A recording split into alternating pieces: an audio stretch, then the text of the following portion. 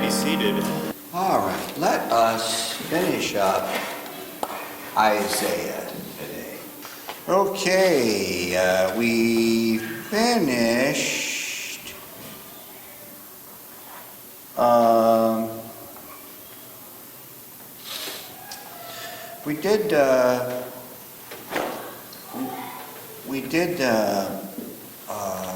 we finished K is devils. Devils is people that are in the pulpits. Let's back up the serpent talk in J. And Eve wasn't alarmed by that, by the serpent speaking. And so if you look at the Bible, Balaam's ass talk, and there didn't seem to be any concern about that. I just want to get this on here. If Balaam's ass talked, and there didn't seem to be any alarm. So there were still remnants of that. In Greek mythology, those characters also speak. So there's probably a little bit of truth to that. All right, we are skipping down to L, the defeat of the devil. 2 Kings, if we turn there, Elisha opening up his servant's eyes about, he was a little nervous there. It says here in verse 13, he said, "Go and spy where he is, that I may send and fetch him." And it was told him, saying, "Behold, he is in Dothan." Therefore sent he thither horses, chariots, and a great host. They came by night and compassed the city about.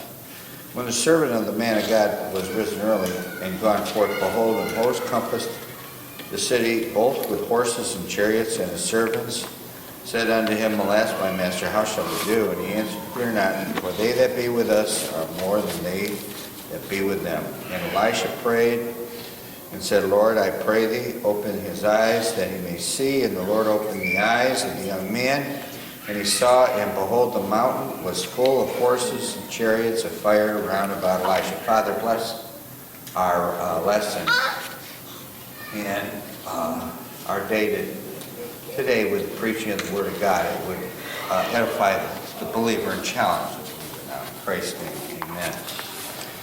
And so, and when they came down to him, verse 18, Elisha prayed unto the Lord and said, "Smite this people, I pray thee, with blindness." And he smote them with blindness according to the word of Elisha. So they're defeated. The armies of God defeated the devil's armies. And ultimately the devil will be defeated. By the way, is the devil already defeated? He's still going about as a roaring lion, but he's been defeated on the cross by the rising of the dead. When Jesus rose from the dead, he took away the power that the devil has, and that's the power of death, permanent death. He's already been defeated. And he's not happy about it. That would be Hebrews chapter 2. Isaiah 63. If we go there, I think I brought it up. There was a special I saw many years ago on the East Gate in Jerusalem. And I think it was conducted by a Jew, a tour of Jerusalem. And they said that the East Gate is bricked over. This is where the Lord is coming back. They have, the Arabs have machine gun nests. And since the 7-Day War and all this, I don't know if any of that still exists. But they think they're going to stop the Lord. Nothing's going to stop him. And by the way, when we come back, we're going to have a new body and during the millennium, and nothing's going to stop us from ruling and reigning with him. I mean, they could drop A-bombs on us, and nothing's going to hurt us. Nothing's going to hurt us. Bullets aren't going to stop us. Doorways and walls, nothing's going to hurt us. And we will rule with him. Isaiah 63, 1 through 6. Who is this that cometh from Edom? And it's the Lord with dyed garments from Bozrah. This that is glorious in his apparel, traveling in the greatness of his strength. I think it says he treadeth out the winepress. I think it's in here. Alone. The Lord doesn't need our help to conquer the devil. Just with at the very end, after the millennium, and they surround Jerusalem, down with the Jew, down with Jesus, God's going to destroy them in one breath. It says that with the breath of his mouth, and he destroys them finally, and it's all over because the devil's loose for a little while. Glorious in his apparel, verse 1, traveling in the greatness of his strength, I that speak in righteousness, mighty to save. Wherefore art thou red in thine apparel, and thy garments like him that treadeth in the wine fat. In other words, he's treading out the people he's killing, and he's going to be covered in blood. I have trodden the winepress alone. He doesn't need us to help him. God, which is Jesus, can take care of the problem. And of the people there was none with me. For I will tread them in mine anger, and trample them in my fury. And their blood will be sprinkled upon my garments, and I will stain all my raiment. For the day of vengeance is in my heart, and the year of my redeemed is come. And I looked, and there was none to help. I wondered that there was none to uphold. Therefore my own arm brought salvation unto me, and my fury it upheld me. And I will tread down the people in my anger, and make them drunk in my fury. And I will bring down their strength to the earth. All right, it says, I think it's in Revelation, that the blood, I forget how many furlongs it is, will be up to the horse's bridle with blood. It will be a river of blood at the Battle of Armageddon. He's going to kill, maybe this is it, Revelation 20. Let's go there. That's not where that is. But let's go to Revelation 20. I have that in my, written down, verses 9 and 10. And they went up on the breadth of the earth and encompassed the camp of the saints about the beloved city. And fire came down from God out of heaven and devoured them. The devil that deceived them was cast in the lake of fire and brimstone, where the beast, the false prophet, shall be tormented day and night forever. And then it goes on to say, and I saw a great white throne. Now, some theorize this, that not everything is necessarily in order in the Bible. An example, Genesis 10 and 11 is Genesis 10 is the description of the nations in the earth. And then Genesis 11 is an excerpt from Genesis 10 talking about the Tower of Babel. Oh, by the way, this is what takes place during that time. So not necessarily everything is in order. What book is in order? And the book actually states it's in order. Anybody know? Luke. The first 5 verses of Luke, I have placed in order all the things that took place. Luke is in order. So it does not line up with the other Gospels that way. The other Gospels can be out of order. When Jesus cleanses the temple, in John, he does it in chapter 2, where in the other Gospels it's much later. So the thought there is maybe he cleanses the temple twice and makes this whip and cords and turns over the money changers, and he cleanses it twice. Or it could be out of order for doctrinal reasons. Now, the thought here, getting back to this, it says the devil was deceived, cast in the lake of fire and brimstone, and then it says, I saw a great white throne. One fellow I read is that the devil really goes there after the great white throne. There's the judge is there, which is Jesus Christ. He's in judgment. The prosecutor is going to be the devil accusing people, even though God doesn't need that. He he knows all the answers. But I've heard this as a possibility, and there's no defense attorney because the defense attorney is now the judge. Jesus would be the defense attorney, but he is now the judge. So there's no defense attorney, so you're prosecuting, you have no defense. These people are going to be kicked off into eternity in hellfire, in the lake of fire forever. All right, so the enemies of God are going to be defeated, finally, and cast where they belong. All right, now, Isaiah 53. If we turn there,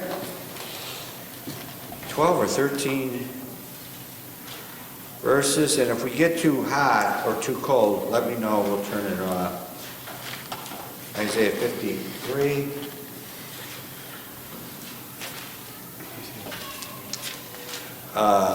It's all about the Lord. And this is 12 verses. It is a good chapter to memorize. The revelation of Jesus. Who hath believed our report, and to whom is the arm of the Lord revealed? Very few people believe the report. So how do we know that? Give me a New Testament verse to who hath believed the report?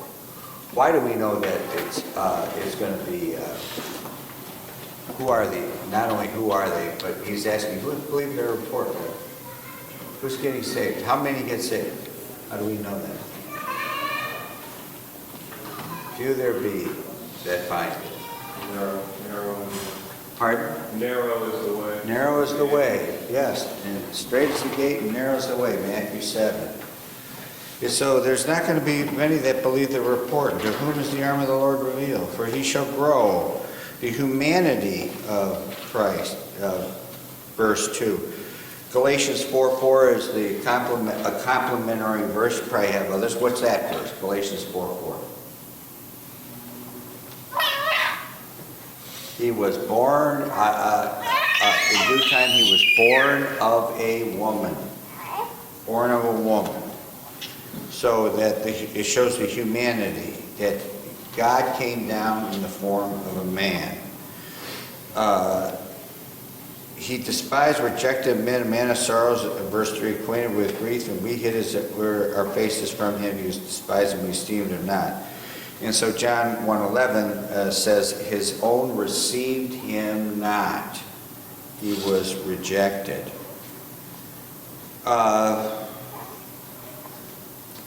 Who's the political figure that is not accepted, either side?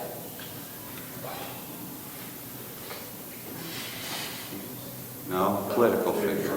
Donald Trump. He's not accepted. Why don't they like him? Give me one good reason politically. He never ran for public office. I find that as just the neatest thing. He never was a politician. They hate that. He decided to just go for the top job. And so he's rejected. Who's another political, in recent history, president that was rejected? They didn't like him. Reagan. It'd been Ronald Reagan. They said he rode in with his cowboy hat and white horse into Washington. He was not liked. He was not liked. The rejection of his own received him not. The suffering of Jesus. Surely hath borne our griefs, carried our sorrows. We did esteem him stricken, smitten of God, and afflicted. But he was wounded for our transgressions. He was bruised for our iniquities. Chastisement of our peace was upon him, and with his stripes we are healed. So the suffering of Jesus, obviously we can find that. Where do we find the suffering of Jesus? What psalm? The crucifixion of Jesus. There's the crucifixion, the cross, and the crown. They run concurrently. The crucifixion, the cross, and the crown. 22? Yeah, Psalm 22, Psalm 23, and Psalm 24. So Psalm 22 would be the suffering of Jesus, where he says, the bulls have compassed me about. Psalm 22, the suffering of Jesus. That would have been a good verse to put with that. Verse 6, the grace of Jesus. All we like sheep have gone astray. We have turned everyone to his own way, and the Lord hath laid on him the iniquity of us all. I'm not really familiar with verse 16. Let's see. John 1:16, and of his fullness have we all received, and grace for grace. So it's the grace of Jesus. He keeps giving graces. The grace he gives us by dying on the cross, and he continues to do that. The silence of Jesus. He was oppressed. He was afflicted. Yet he opened not his mouth. He is brought as a lamb to the slaughter, and as a sheep before her shears is dumb, so he opened not his mouth. That was all this stuff is predicted, foretold, and Jesus did not speak when they tried him. The mission of Jesus, why he came, verse 8. He was taken from prison and from judgment, and who shall declare his generation? He was cut off out of the land of the living. For the transgression of my people was he stricken. All right, so he's cut off. He was died on the cross for us. The innocence of Jesus, he was innocent. He made his grave with the wicked, so with the two thieves, and with the rich in his death, because he had done no violence, neither was any deceit in his mouth. As the one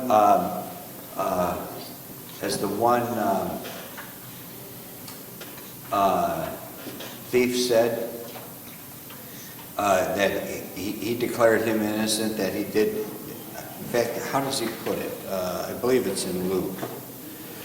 Exactly what he says.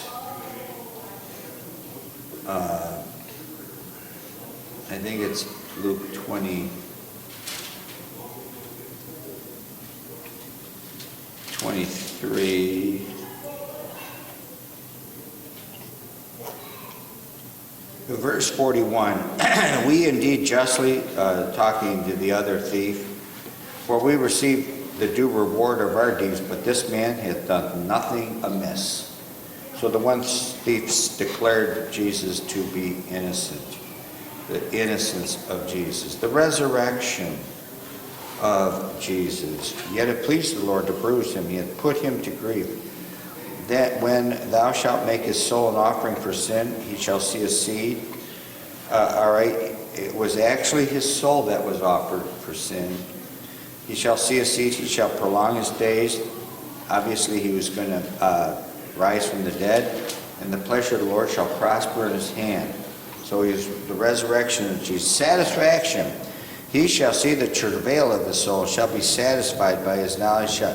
Shall my righteous servant justify many, for he shall bear their iniquities. He will save those that were given him, and he will receive the reward of what he paid for. He paid for that, and he will receive that reward, those souls that will be saved, as it ends here in verse 12. Therefore will I divide him a portion with the great, and he shall divide the spoil with the strong, because he hath poured out his soul unto death. He was numbered with the transgression. He shall bear sin of many, and made intercession for the transgressors. So that's the intercession of Jesus there, and his reward. He will see what he paid for, and he will get every last soul he bought and paid for. He paid for the whole world. And all those that are going to come to him, he will receive. None of them will be lost. All right, the nation. As far as Isaiah is concerned, the first 5 chapters, this is Israel, the nation Israel. Now, if we want to compare it to the United States, I'm okay with that. If we go to Isaiah chapter 1, what appears in Isaiah chapter 1 that tells you the condition of the nation?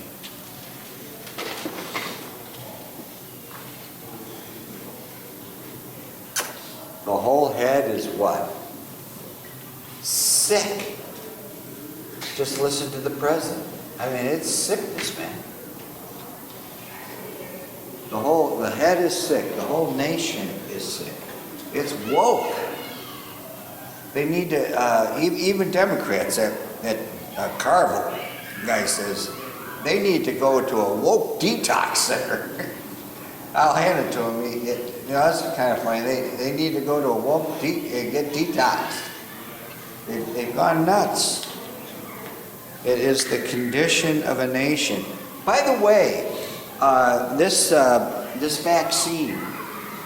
Now I've heard this on Tucker. I think it's Tucker Carlson show that there's a spike in young people dying from what? Anybody know?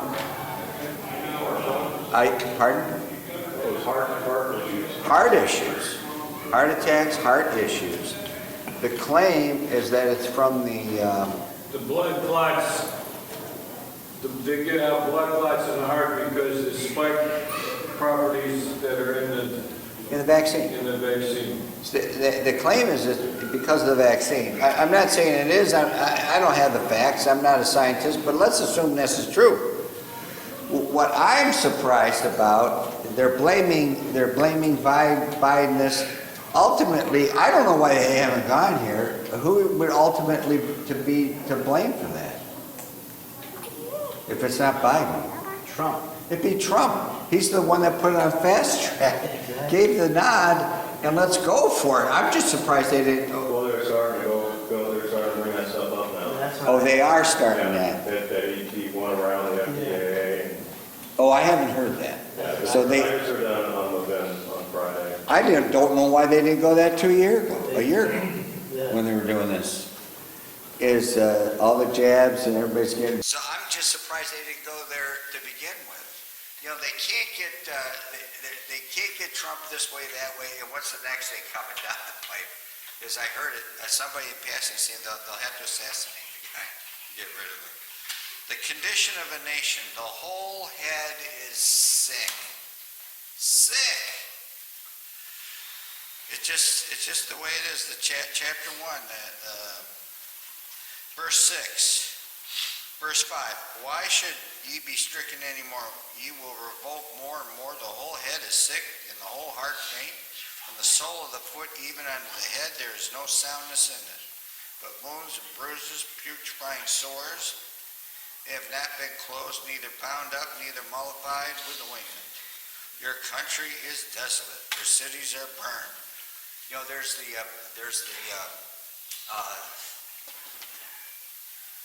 cycle of nations. It begins with slavery, goes to freedom. We have that. I think I have that written down here in the beginning of my New Testament. The cycle of nations. This was developed in the 1700s, or at least put down.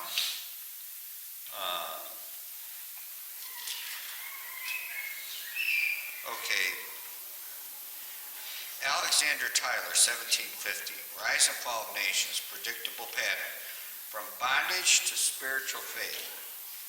Spiritual faith to courage. Courage to liberty. Liberty to abundance. Abundance would be the Industrial Revolution. Abundance to complacency. People get complacent. It's like the fall of the Roman Empire.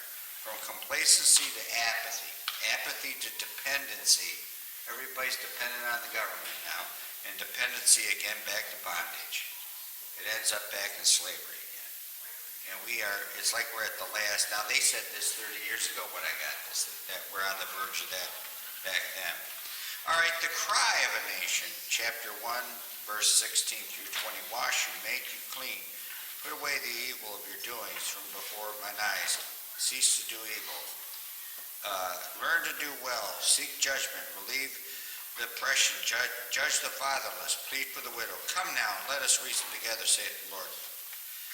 Though your sins be as scarlet, they shall be as white as snow. Though they be red like crimson, they shall be as wool. If you be willing and obedient, you shall eat the good of the land. But if you refuse and rebel, you shall be devoured with the sword, for the mouth of the Lord hath spoken it. I'm trying to think.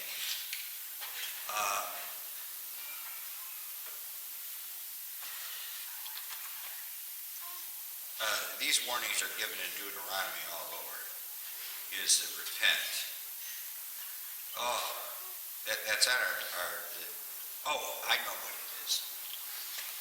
The building of the wall in Nehemiah, what was the first thing he did? You remember when he heard that the wall was knocked down, what was the first thing he did? Right? He prayed, and forgiveness for what? Sins of Israel. The sin, right, the sins, not necessarily his, but the sins of the, no, including him, the sins of the nation. I'm pretty sure if we back up here to Nehemiah, he prays for that in the first, right from the get-go.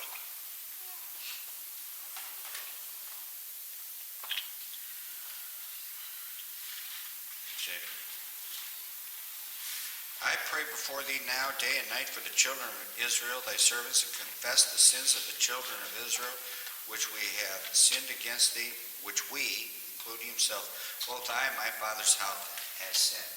So he includes himself. And that's what we have in our prayer list, is the forgiveness of our national sins, All right, the cleansing, the cry of a nation, the cleansing of a nation, chapter 1 of Isaiah 21 through 31.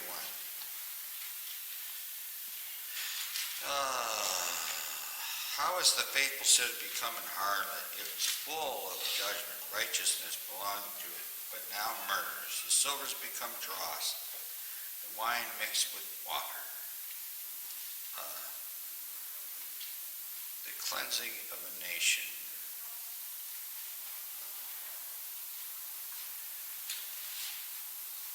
Okay, I want to skip some of this. Turn my head upon thee, verse 25, and purely purge away thy dross, take away all thy tin. I will restore, what do they use tin for anymore? Does anybody know what tin is used for? Well, what traditionally is tin used for? Listen. Well, it's a rusty old tin can. So a tin roof? Oh yeah, tin roof. Cat on a hot tin roof. Tin is, but it does rust. It does rust. A rusty old tin can. Do they still make it out of tin? No, they're still called that. But they refer to it as, I just wondered if it's used in the making of some kind of steels or something as an additive in there to make an alloy. But anyway, verse 28, the destruction of the transgressions of the sinners shall be together, and they that forsake the Lord shall be consumed. For they shall be ashamed of the oaks which they have desired, ye shall be confounded for the gardens that ye have chosen. For ye shall be as an oak whose leaf batheth, and as a garden that hath no water. The strong shall be as tow. What is tow? T-O-W. And not the towing of towing something. What is tow? Pardon? It would be the burning of a wick. Tow would be like, if you're familiar with a lantern, a Coleman lantern, you put the netting on there. What do you call that netting? The mantle. The mantle, you actually burn it with a match, and it turns into it turns into ash, and then that's the part that's burning and consumes the gas. But if you touch it, it just disintegrates. Remember, Samson broke the ropes as if it were tow, like burnt a wick. It just snaps. It doesn't even snap. It just falls apart. That's what tow is. All right. And the maker of it as a spark, and they shall both burn together, and none shall quench them. So it is the cleansing of a nation. These people are going to be destroyed. They're going to end up being destroyed. The consecration of a nation, bringing it back. The word that Isaiah, the son of Amos, saw concerning it come to pass in the last days, verse 2, that the mountain of the Lord's house shall be established in the top of the mountains, and shall be exalted above the hills, and all the nations shall flow unto it. All right, so it's going to be rededicated. The control of a nation, of what controls a nation. Isaiah 3. If you go down here to verse 12, we'll just go there. As for my people, children are their oppressors, bunch of millennials, and women rule over them. You've got women, and the Republicans brag on this. We got more women running than ever. Oh, my people, they're all out of place. They're just, everything is out of place. They which lead thee cause thee to err, destroy the way of thy paths.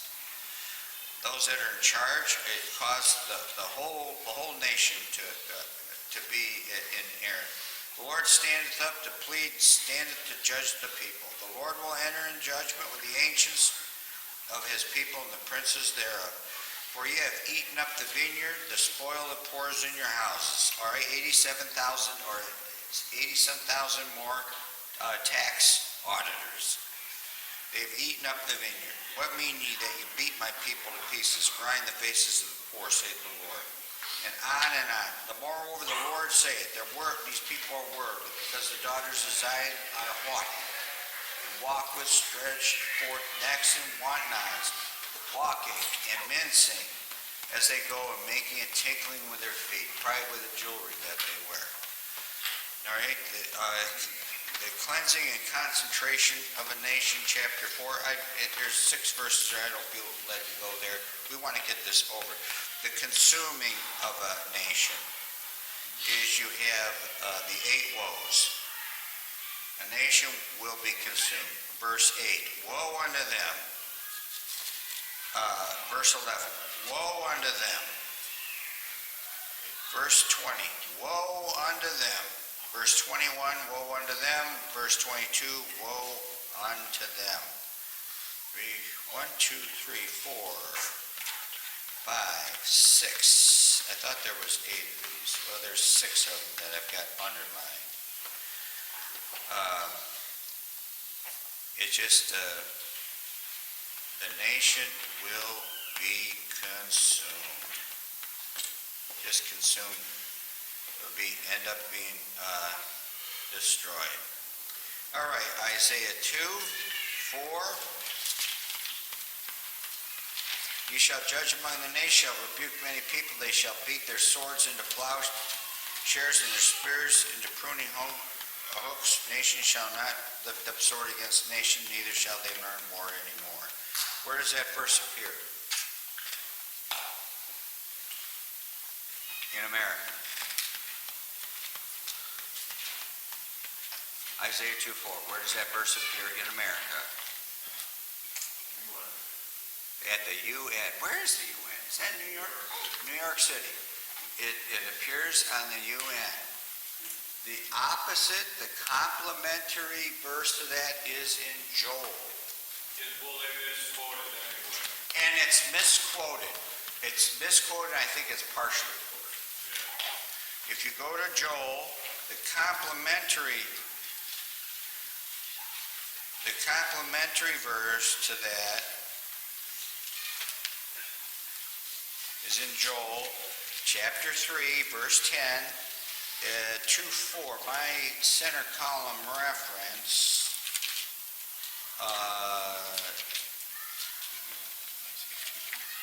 does not go to Joel, but Joel 3:10, it says, beat your plowshares into swords and your pruning hooks into spears. Let the weak say, I am strong. So in Joel 3:10, they're getting ready for war. They're making weapons of war. Isaiah 2, they're taking the weapons that they used for war and making them into garden tools. All right? So the opposite verse is in Joel 3:10. And that's basically what war is you want to, what's the great equalizer? Huh? Nope. No. No, you meet a big guy, he's He's 7'2", muscles bulging everywhere. A gun. That's called the equalizer. When they invented gunpowder, went from swords to a gun. Now, to a flintlock, to one that you had now a cartridge. Now you always want to get one step ahead of them. Then you went from loading one into a Mauser. And Hitler's thing was to shoot them once, dead. I mean, I've seen the specials. We went for 5 in a cartridge. You pop the 5 in, it's firepower. It didn't matter if you shoot straight, just shoot. Where he went the bolt action, one at a time, and you shoot, kill him. Well, what's the great equalizer of World War I? What changed the war? Planes. No? The machine gun. The machine gun. I mean, the first charge, I think they killed 20,000. That's when the generals went from the front lines back to the office. The generals got out of the way. I'm pretty sure that's what happened. That's when the generals decided to fight the war from behind the enemy lines.